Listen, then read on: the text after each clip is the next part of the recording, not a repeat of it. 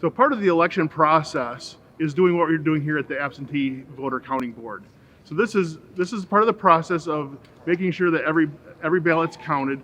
We've been going through this process since we started getting the absentee ballots back in mid-September and mailing them out on September 24th, the first big batch, and starting to get them in the mail on the 25th, and picking up in the drop boxes and getting them from the mail. And now we got to do a first time thing ever in the state of Michigan when Senate Bill 757 got passed that allowed us to do pre-processing on Monday.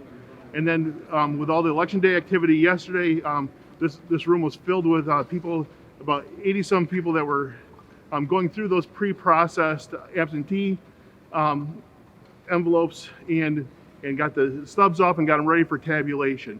So part of that process of that pre-processing was on Tuesday morning was we had to recount them. So everything that all the work we did on Monday, we kind of had to redo on Tuesday morning to recount all the secrecy sleeves and the envelopes. So that process took a little bit longer than we thought. It took us a little bit longer to get to tabulation. Ballots were tabulated during the whole day yesterday. Once we got to the tabulators, and then then as we got into the evening, it seemed like some of the tabulators weren't taking ballots in larger batches. So the staff's been trained how to clean the tabulators. You're putting through thousands of ballots, and that's a lot of wear and tear on those rollers. So keep cleaning the rollers to make sure. There's a lot of dust with paper, so we clean out the dust. It still wasn't taking ballots more than 25. So that's kind of how we were running all night and into today, running them in batches of 25 through the tabulator. That seemed to be working much better than trying to put them in large batches where they would stop. So that kind of slowed down the process a little bit.